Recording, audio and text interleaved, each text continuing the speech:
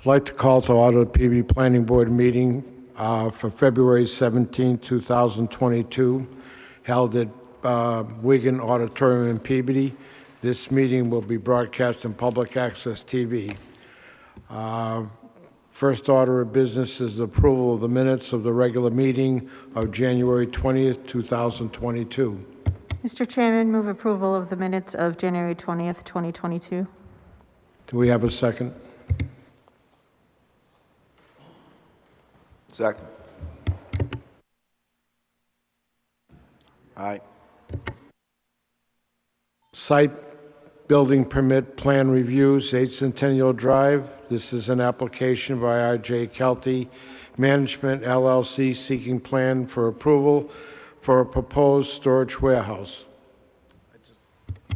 Just before we begin, Mr. Chairman, I just wanted to make you aware that there's 2 members of the team that are on Zoom, so I'm going to allow them to unmute them at the moment.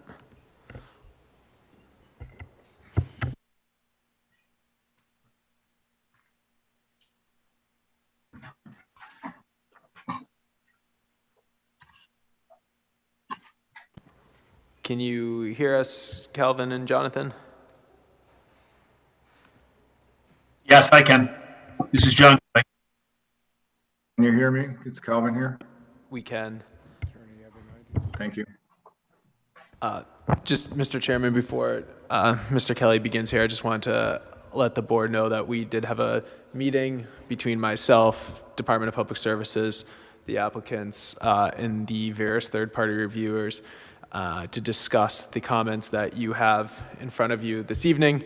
I also wanted to make you aware that we received yesterday a supplemental memo from the Department of Public Services dated February 16th, 2022 to go along with those third-party review comments. At that meeting, the applicants had asked to come before the board to discuss those comments, so they're here this evening. Thank you, Mr. Chairman, members of the board. Sean Smith, R.J. Kelly Management, LLC. Good to be back and looking forward to the discussion tonight. As Andrew mentioned, you do have copies of the peer review letters. We have, since our last meeting with you, had a meeting to discuss those peer review comments with DPS and the peer reviewers individually. And we believe we have a good head start on a lot of those. And tonight, we're not expecting any sort of decision. This is more conversational to talk about some more of the higher level items that we feel warrant some more discussion with the planning board, how we're addressing those, and to gather any feedback from the group here. So I'd also like to add in the meantime that we have completed our MEPA E&F process. MassDOT actually has waived their indirect access permit on the basis that we don't trigger any sort of need with the amount of traffic that, I should say, change in traffic that we'll be producing here at the site. So even though, that was our only state trigger for that process with MEPA, we went ahead and proceeded with the E&F certificate just to make sure we gathered all environmental concerns from the state. So that process is completed, so we're here with you for site plan review. Conservation Commission is also in process. We expect to be back in front of them on the 9th of March, and we're working through specifically the stormwater comments for them, among a few other items. With me tonight, John Greeley, Calvin Champlin from Amazon, also Scott Cameron from the Warren Cameron Group, Ken Cram from Bayside, and Mr. Jack Kelty. And without further ado, I think I'll turn it over to Ken to talk about some of those higher level traffic items, since I do realize our last time we were in front of you, we had a lot of traffic conversations, and we've been able to flush out some of those and hopefully give you a little bit more clarity on how things are going to be operating here in those traffic concerns. So thank you again for hearing us. And with that, Ken, you want to jump up?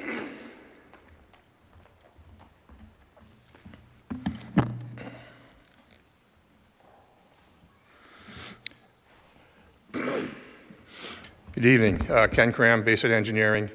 We are in receipt of the World Tech traffic peer review letter, a pretty straightforward letter.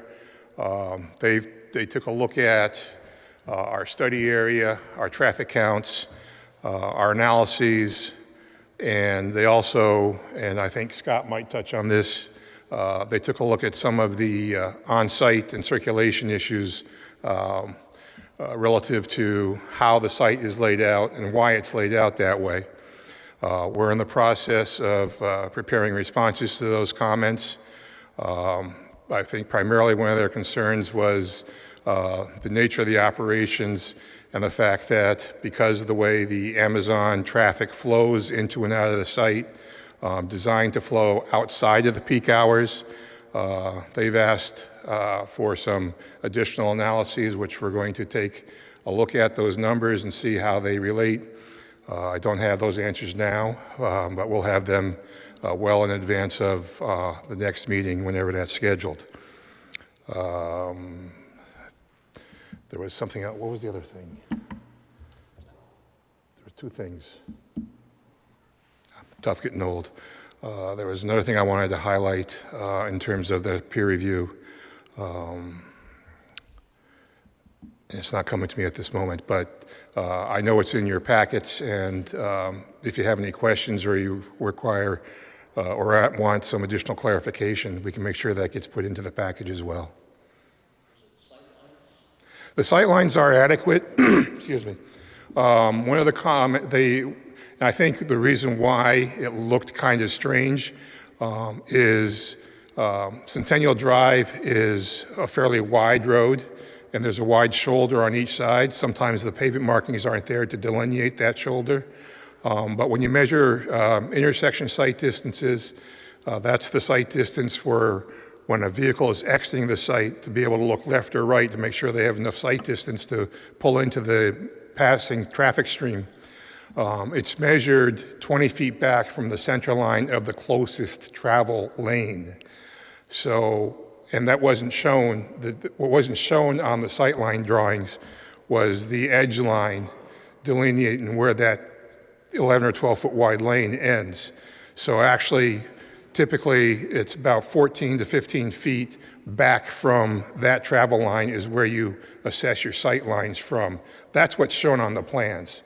And I think we're going to add a couple of, in the next set of plans, some further explanation, so to speak, as to how it got measured and why it's where it is. But it is shown in the right place.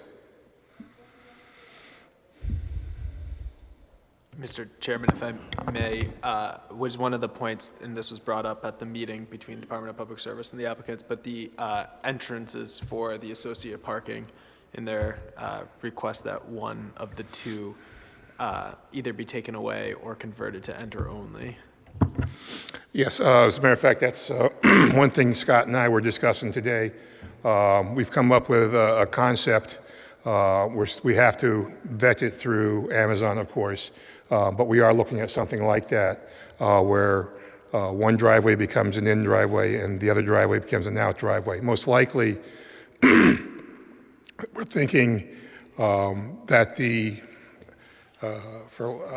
easternmost driveway would be the in driveway and the westernmost would be the out driveway for the associate parking. That's the parking lot that's in the middle of the front of the building where all the associates will be parking. Oh.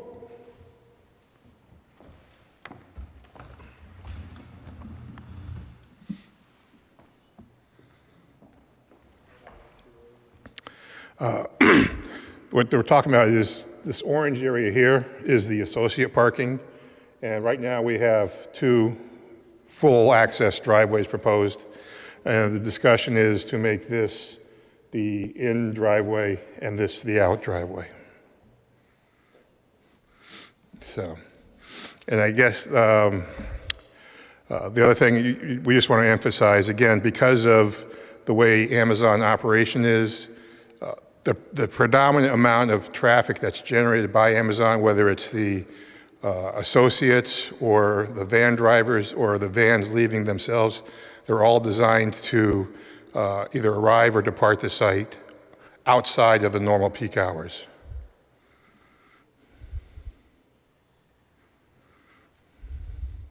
Any questions from members of the board? Just a point of order, I guess. So are we going to ask questions as each presenter comes up, or are we going to, is this how the method we're going to use? Which is fine with me if that's the case. Yeah, I would say if you have questions related to traffic, you can ask those now, and then I'm sure we'll move into stormwater and water after that, and Mr. Cameron will be available. Thank you. So just a couple things for traffic-related stuff. Wasn't there something else in there about designating tractor-trailer entrances only or something, some signage to delineate the tractor-trailer entrances or exits only that was on that report that I saw? And was there anything else about the vans making those entrances and exits one way as well?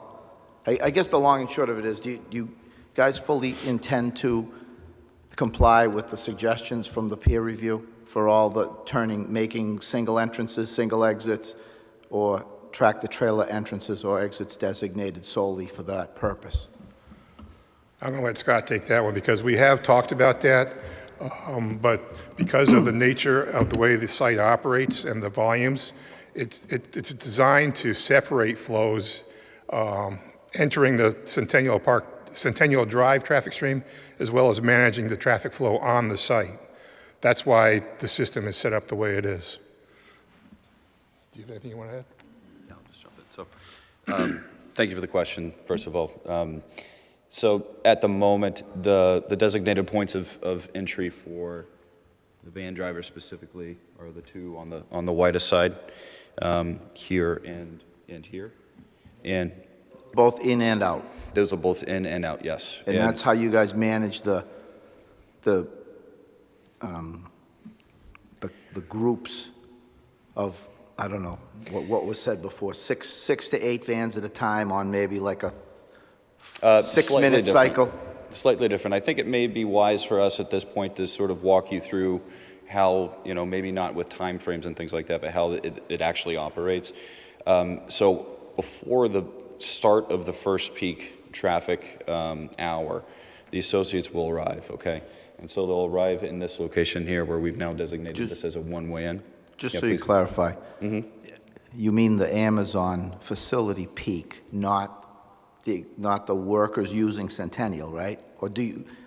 When I say peak hour, I mean the peak hour of traffic that exists on 8 Centennial Drive at the moment. Okay, got it. Thank Yes. you. So they will arrive before that. And then after the associates arrive, they will enter the building. They will begin preparing packages to be loaded on vans. After that peak hour ends, the peak hour of traffic on Centennial, the van drivers will start arriving. And they will use these locations. So this is a passenger vehicle entry. They're arriving in their passenger vehicles. They're parking their passenger vehicle. They're using these pedestrian walks to pick up their keys, which is why you see what may look more like more of a significant amount of crosswalks, but you have to think in that period you have a lot of people moving into the building left and right, so it's a safety concern for Amazon, which is why they've designed it this way. They receive their keys, they come back, they get in their vans, and then they exit the lot on site into the queuing area or the loading area where they'll load up the packages that were prepared by the associates in the trailing couple of hours, right? And then that's after that peak hour ends on Centennial, that's when these vans will begin to be released. And they'll be released in this location and this location. So these are more, I'm trying to keep the microphone in reach at the same time, forgive me. These are more for the arrival of passenger vehicles. These are more for the ingress, egress of the van traffic going out to make their deliveries. And the reason they do it this way is to isolate each one of those different traffic components on their site to minimize the amount of on-site conflicts. And then, I guess later in the evening, early evening, late evening, whatever, all the vans start coming back, and then the van drivers' personal cars leave. That's right. So they'll, what is it, about 7 o'clock after the evening peak, the vans will begin returning to the site. And it's more of a distributed arrival in that case because of the varying locations that they've been to. It'll take them different amount of times to do their routine and come back than in the morning. But across that period, they'll return. There will be some flex. They have the flex delivery driver program, and those are third parties who aren't necessarily directly contracted as a third-party driver, but with one of the third-party companies that operate the vans. Excuse me, but they will arrive at that time as well. And so all told, all this happens off-peak. There might be a trickle in here and there during the peak, but nothing. The peak generation of this site happens for the morning and the evening off the standard morning and evening peak travel period. So, Thank you. okay. And this is actually probably a good segue to, I know you had a question about some of the on-site comments from the peer review. I can hand over to Scott, and he can run through some of those higher level items as well, if you'd like. Sure. Okay.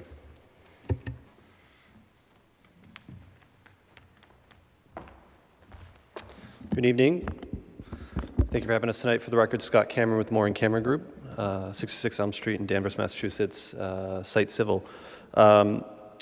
So my focus was mostly on the Horsley-Witten and the Weston Sampson reviews, which had to do with most of the site work. There's a piece of the World Tech also that had to do with site-related things. Our current project, we are working on all of that. In between now and the last meeting, we actually took some initiative and hired and got a soil boring rig out on the site because we were anticipating some comments coming back from things we've heard this board, Conservation Commission, staff. So we did actually get out and do some additional soil boring work. That work actually helped improve some of the conservative assumptions, or they corroborated some of those assumptions. You'll see in the Horsley-Witten letter, a lot of the focus was on the soil conditions and getting more information on that.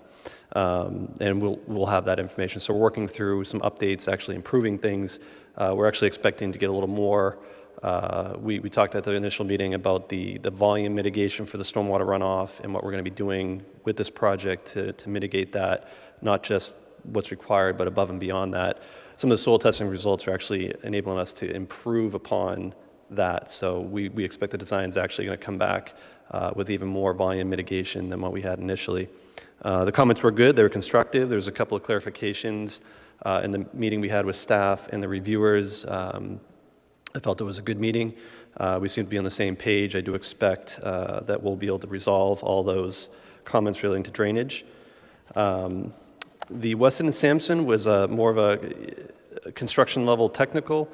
No problems with any of those. That information was highly valuable. It's the insider information that only they hold to the city's municipal water, sewer type systems, and it's great getting that feedback from them. So we'll be addressing that as well. And with respect to the site, I think we covered some of the driveways, some of the adjustments here. The other piece I wanted to highlight, you might have seen some concern about the westerly configuration here and the circulation. It's a little different than the other side. The driveways are close. There's only one. This one, they're separated apart, and so it kind of looks like there's 4 driveways.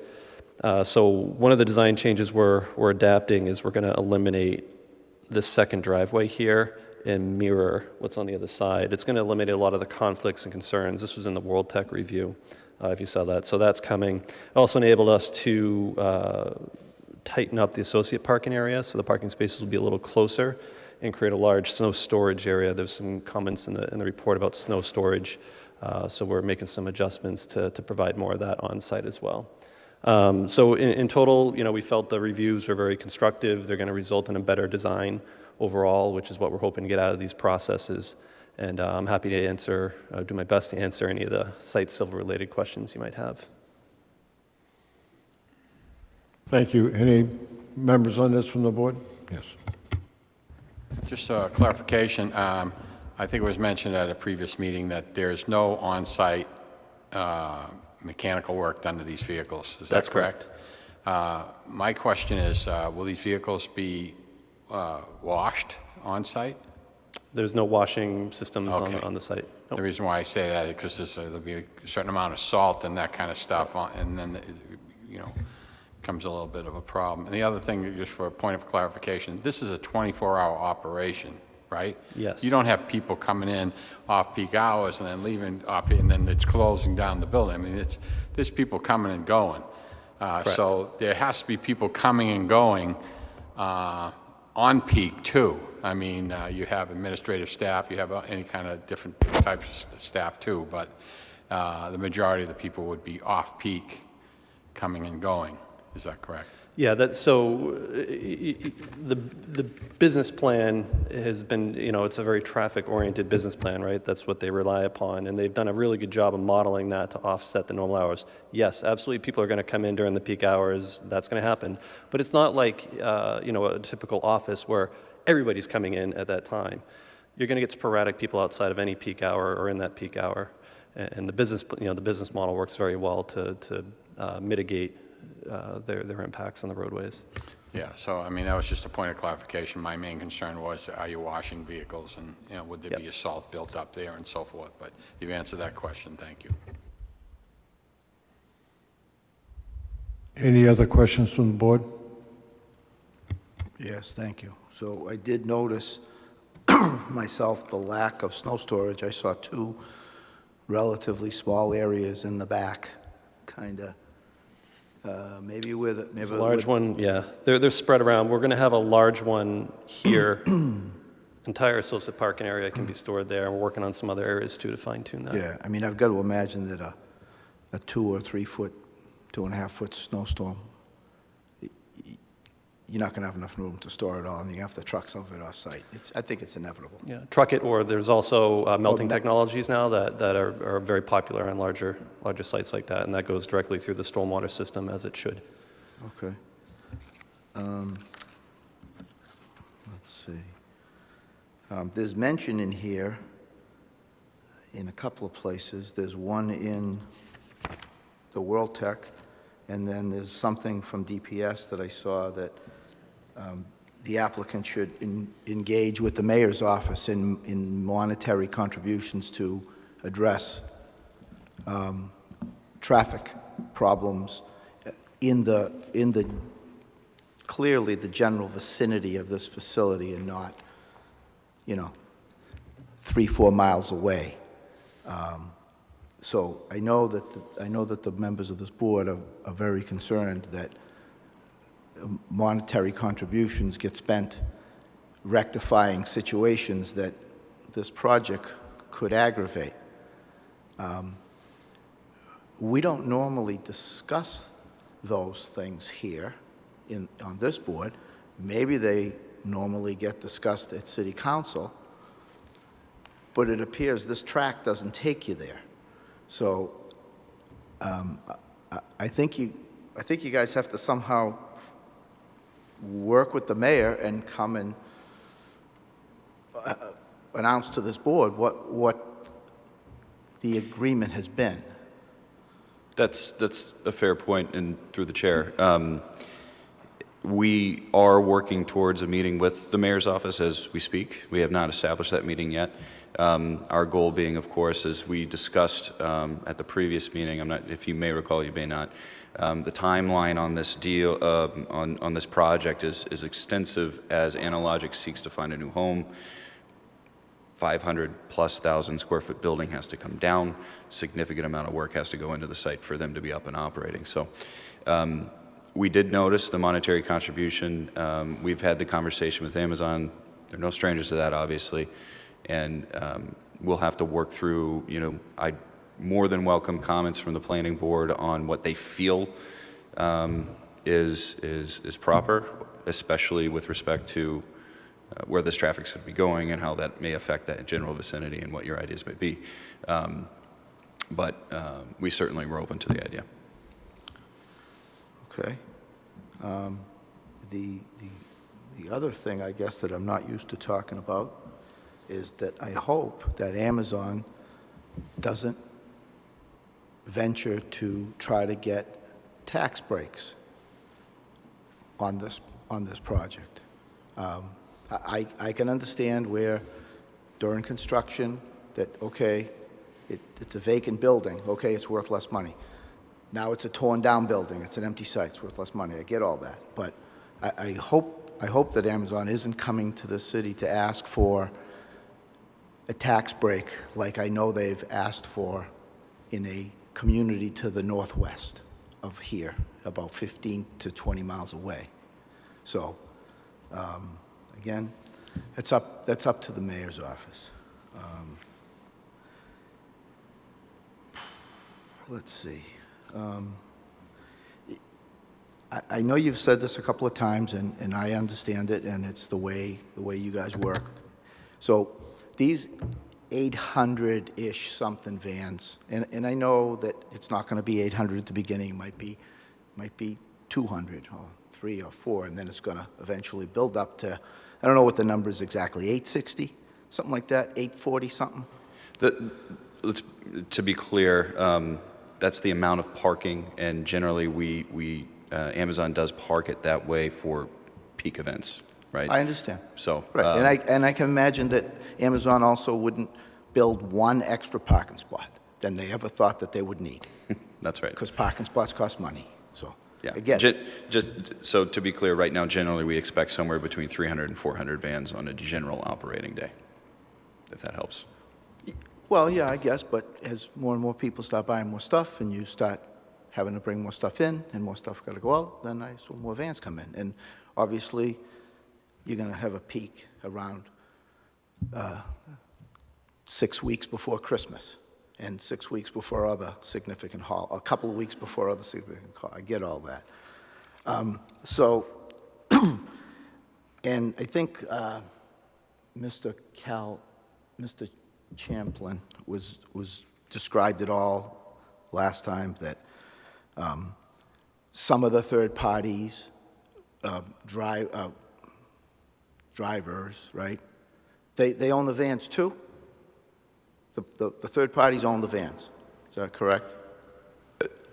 Calvin, this may be a better question for you to address, you or John, on ownership of vans and how all that works between the flex and the standard van operators. Yeah, they do. Those are our third-party contractors, basically, and so they do own the vans. So there'll be several owners. Typically, they'll have 8 to 10 vans or so, and they are contracted with Amazon, but they operate them as independent contractors. So yes, your question is correct. They are third-party contractors to Amazon. Incidentally, the vans are housed in Peabody, and you'll receive the excise tax from those as well. Thank you for that clarification. So I think in one regard that's a good thing, because it kind of spurs entrepreneurship, and somebody can put together a small business and own, Calvin says 8's a decent number or an average number, and they're running the business. I've got to assume, though, because they're driving around with a van that says Amazon on it, that they're probably required to have a very large insurance policy. So could we address that to Calvin? Here's where I'm going. Somebody gets hurt or, God forbid, gets killed at an intersection driving an Amazon van, and I even have trouble saying it because I would never ever want to see that. And that's why there's lawyers that are employed, and there's restitution. So is there restitution from an empty pocket who owns 8 vans, or is there restitution from an insurance policy that Amazon forces that entity to have, or is it Amazon corporate? I just want to make sure that the citizenry is protected. This is a big deal. It's not a convenience store. It's a big deal, a lot of traffic. So just that question. You know what, it's a great question, and I'm glad you asked it, because it is an important question, and I'll look to Calvin and John again to answer that.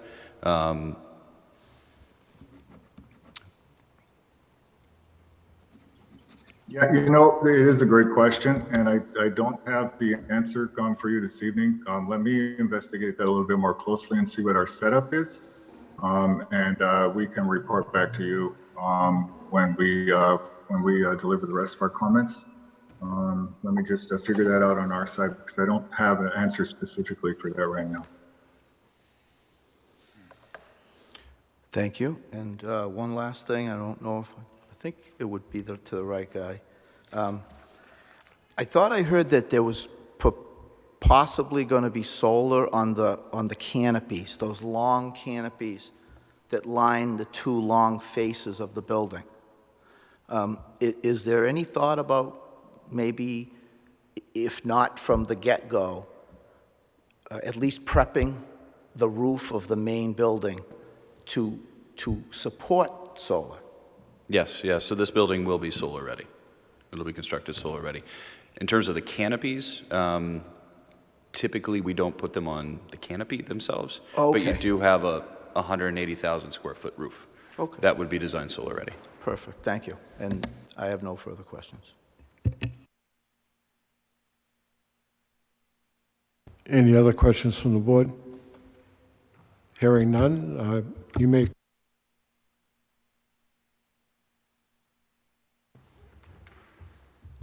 I just had a quick question.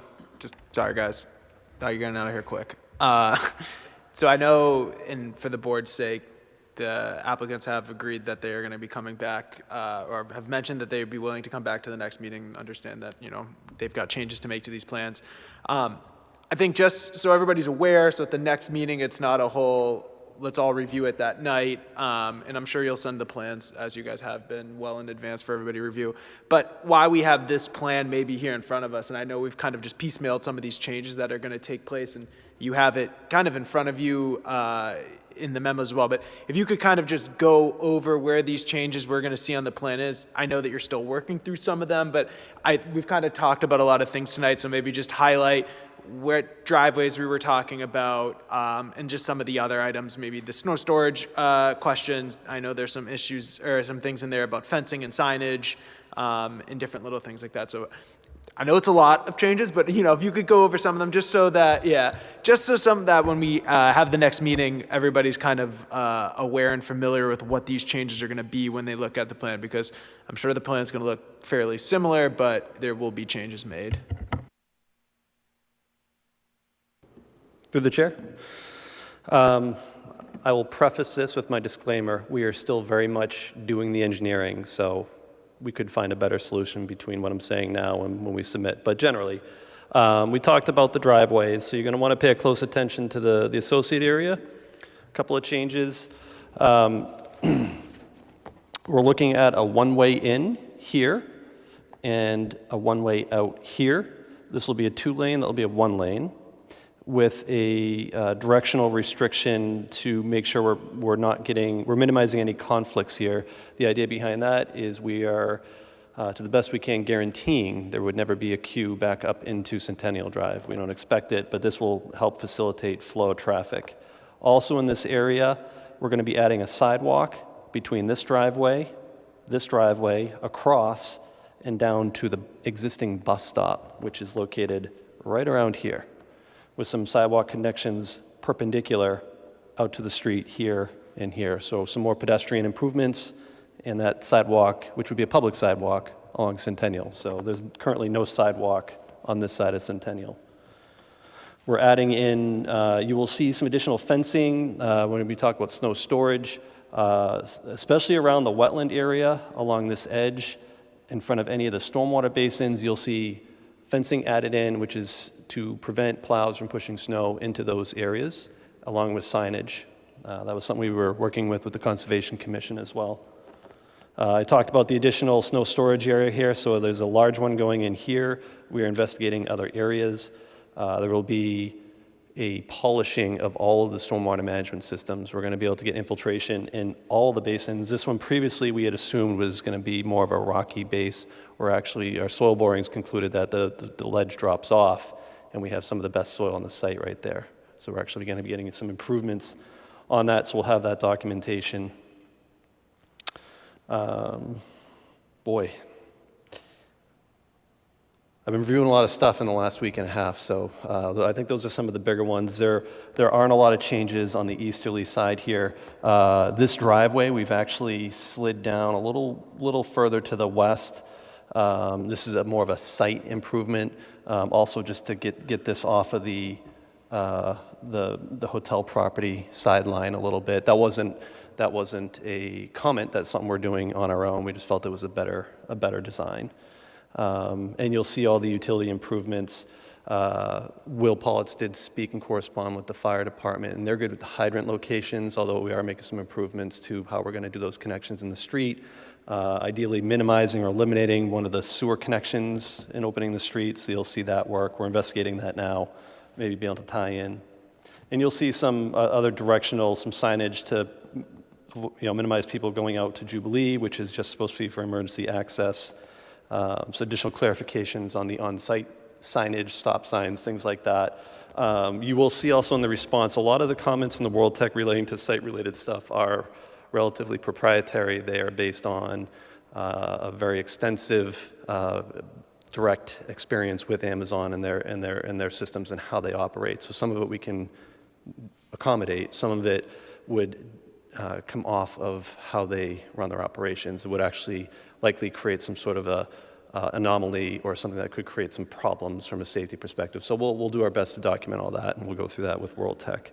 But yeah, and we're working on some adjustments to the best we can on clarifying the pedestrian crossings, speed humps, things of that nature. There were some questions raised about the pedestrian interface, but again, a lot of it is tried and tested over hundreds of sites just like this. So how'd I do? I don't know if I can remember any more off the top of my head. Mr. Chairman, will there be marked fire lanes through the property? There are designated fire areas. As you know, the entire property is designed for larger trucks, so the fire trucks can't maneuver everywhere, and there are open lanes. There's never a spot on here where there's a vehicle blocking an access point. So there's a full fire lane or greater in including in the loading and queuing areas. Fire lanes in the area of the building won't be right next to the building. They'll be off a ways. So there's a fire lane here that's off to the side, and they have 360 access around the property. So, and again, I'm not aware of any concerns about that from the fire department at this point. No, I thought I read in one of these memos about fire apparatus proximity and corners, I guess. That was regarding the location of the hydrant here.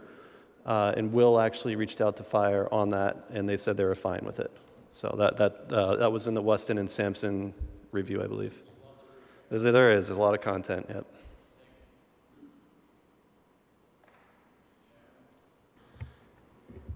Just a statement and then a question. You're going to have a lot of signs on this property. Yes. Oh my God. Yes. Hundreds.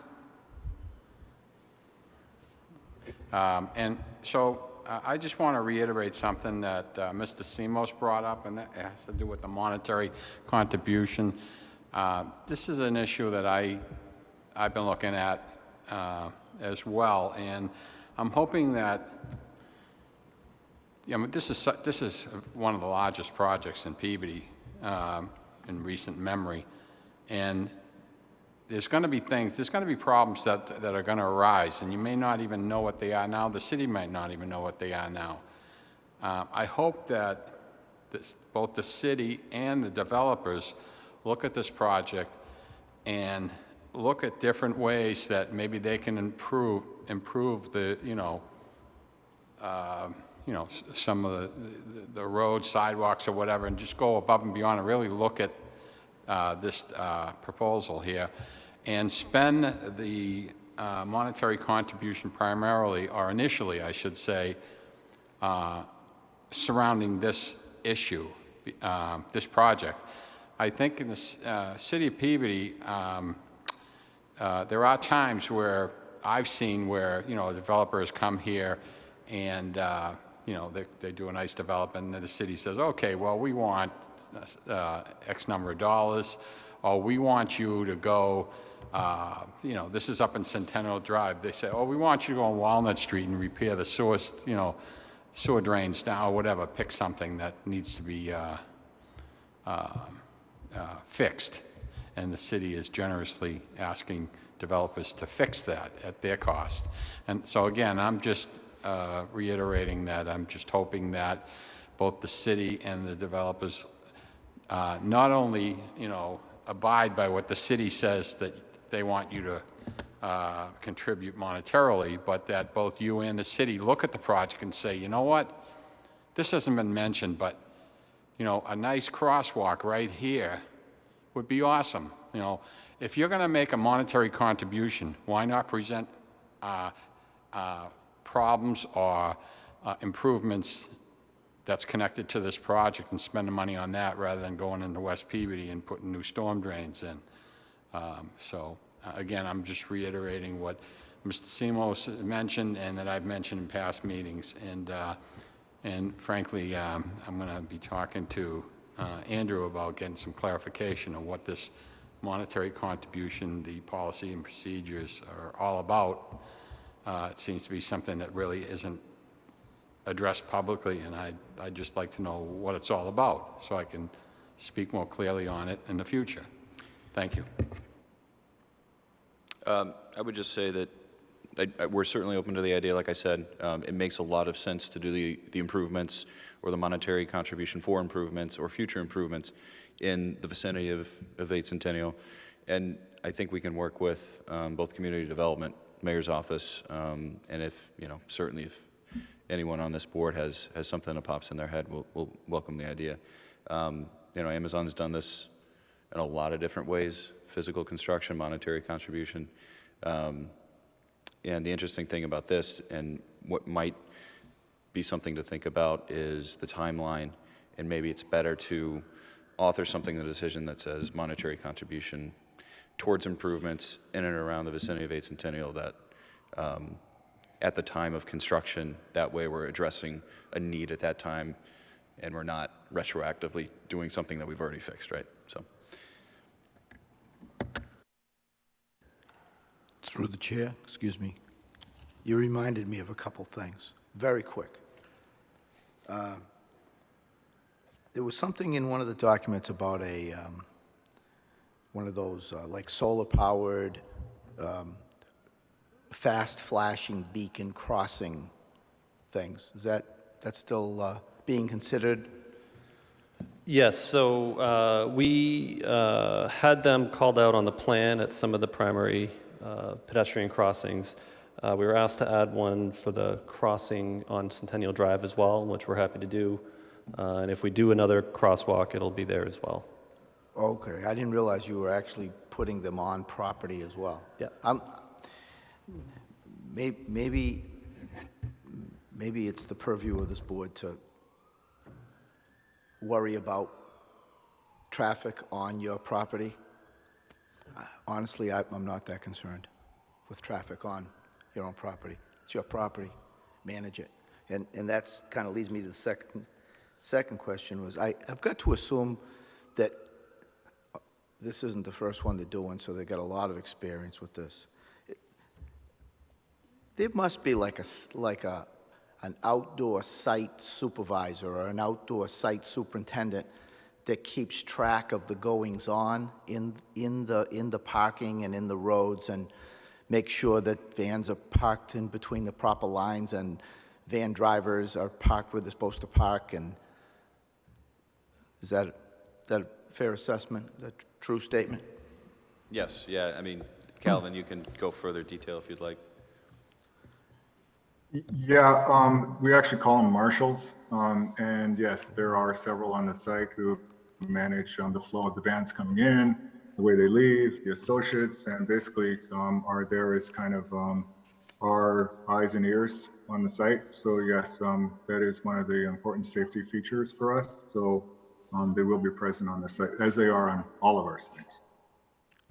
Sounds like a great idea. Perfect. Last thing, you mentioned the emergency exit.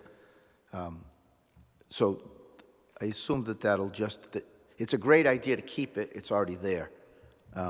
But that'll be like a true emergency, like there's a car accident or a car fire or something out in Centennial and people need to leave the site. Someone goes and opens the gate, right? Yeah, so there's currently not a Knox box gate on it now. We're going to be leaving it as is and putting signage up, do not enter emergency vehicles. And it's not just to get trucks in from Jubilee, if Centennial's well, trucks could also go through Centennial to get to Jubilee, which is a dead end otherwise. So it's a second point of egress in an emergency, Right. if they need to get to the extended stay or something. But there is a rather rickety swing gate, and it's right at Jubilee, and it's always closed, as best as I know. So, but no, that's wonderful. Thank you. I'll look into that a little bit more because I did drive out that. Maybe it was open for some reason at one point. But I'll take a look at that though.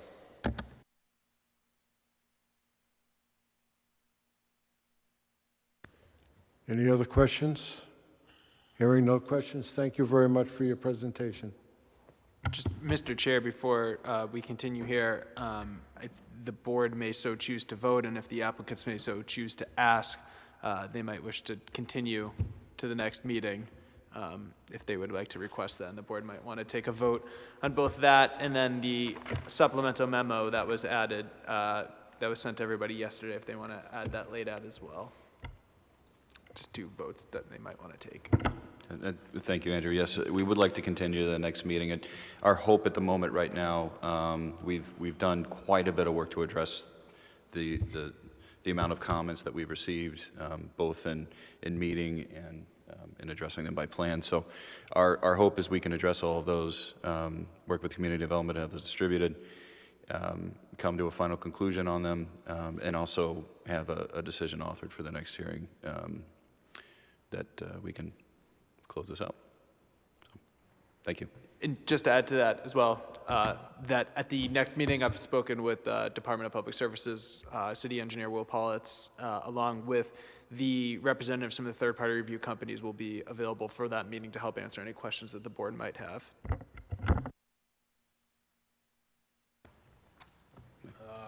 First off, I move to grant the request to extend to the next meeting.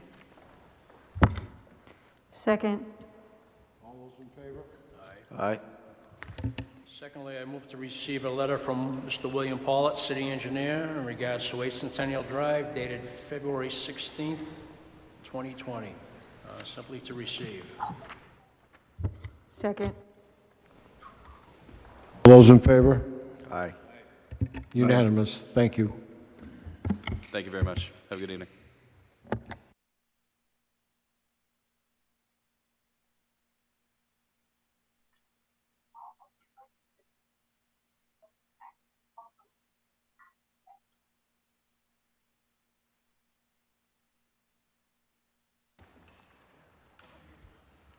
I think we went through most of the correspondence for Public Services memo, 8 Centennial Drive. Any questions on the City Council special permit applications? Mr. Chair, if I just may, if you noticed in there, there was an application for 13 Corbin Street. This was a site plan application that this board recently approved their site plan application. I did submit on behalf of the board just a quick letter to the City Council stating that it was approved and included the motion sheet along with that. So I want just to make the board aware of that. Other matters properly before the board? Mr. Chairman, through you for Andrew, getting back to the monetary contribution.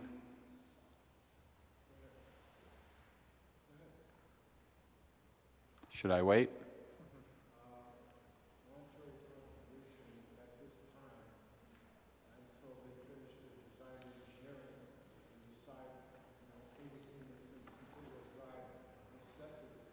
This has nothing to do with the Centennial Drive. This is a general question.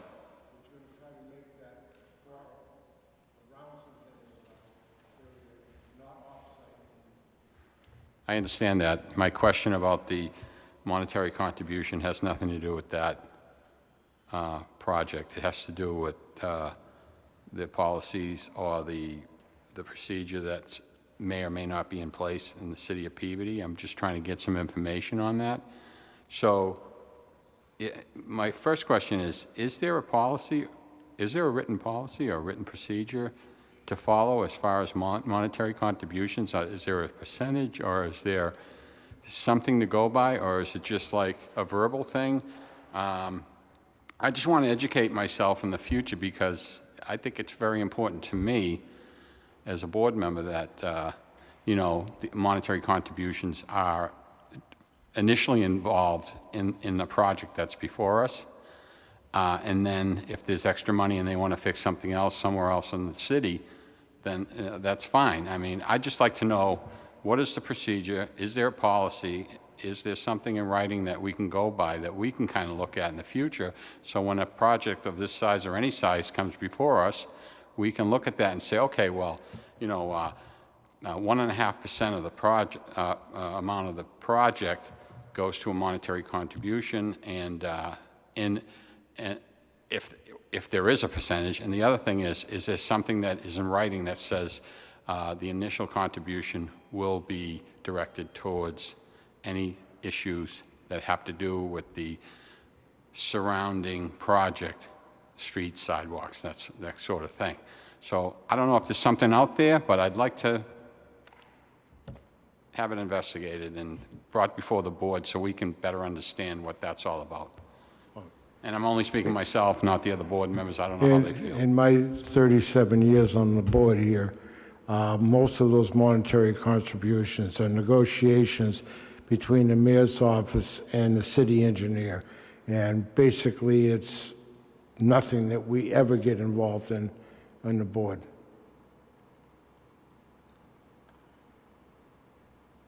The developer meets with the mayor and city engineers and the planning department, and they discuss what they would like to have, where it would be privy to do it, based on the design and the architecture of the project. But it's not something that I've ever seen in writing. It'd be nice if we could send the request to the mayor and say, is there anything in writing that describes this? But in all the years I've been on it, it has nothing to do with our board. It's a negotiation between the mayor and the city engineers. I understand that. I just think that I just feel that there should be just something, some sort of procedure that's followed on that. Because, I mean, you might have one developer come in here and you're giving them a monetary, you're asking them for a monetary contribution of $1,000, and the next one comes in is, you know, $15,000, and the next one's $100,000. And if it's not based on anything, should it be? And I would think that's up to the mayor's office. I understand that, Mr. Chairman. I'm just asking for information on it. That's all. That's all. Request that from the mayor's office if there's any information on that. Just a quick related subject, Mr. Chairman. So, in a recent memo from Will Pollitt, we were asked to speak about such monetary contribution and make it a condition of approval, if we were so inclined. It's in there. It's right. And the second thing is this is a rather unusual circumstance for us, in that a project of this size stops here. It doesn't come out of this board and go to city council. The approval gets rendered here. So that's rather unusual for us. But again, in the past, all these negotiations are taking place, and they submit that through the public services to us. It's included in our motion. Perfect. That's basically what it is, but we have nothing to do with... We don't have a problem with that. I don't.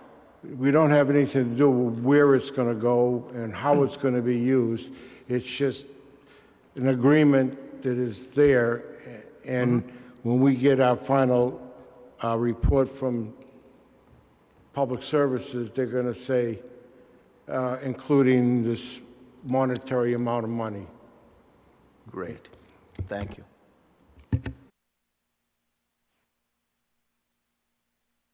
Yes, Peter.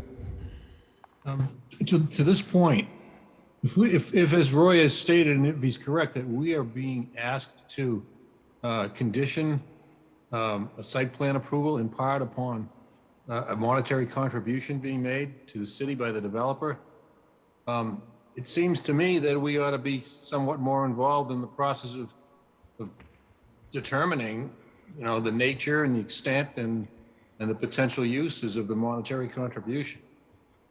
Otherwise, why are we being asked, if it's true that we are, to include that as a condition? That's just my comment. I understand and probably feel the same way, but again, it has nothing to do with the premise of a planning board is to make sure the rules and regulations of the city are followed in all developments, that all the requests from the engineering department and the different branches of the city, the fire department, the police department, are handled properly. I don't know where a monetary contribution is part of what our charter is. If you read Chapter 40, 41B of general laws in our city charter, so maybe it should be something that's more defined and we have a better understanding of how it's used or why it's used. I think you're right. And therefore, I don't know that we should be involved at all in approving or not approving anything subject to a monetary contribution being made by the developer. Just a comment. Mr. Chairman, move to send correspondence to the mayor's office and the community development office regarding an informational request on how, what the procedure is regarding monetary contributions. I'll second that. Aye.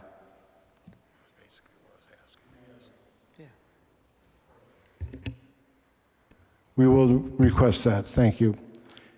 Any other matters properly before the board? Motion to adjourn? Second. All those in favor? Aye. Unanimous. Thank you very much.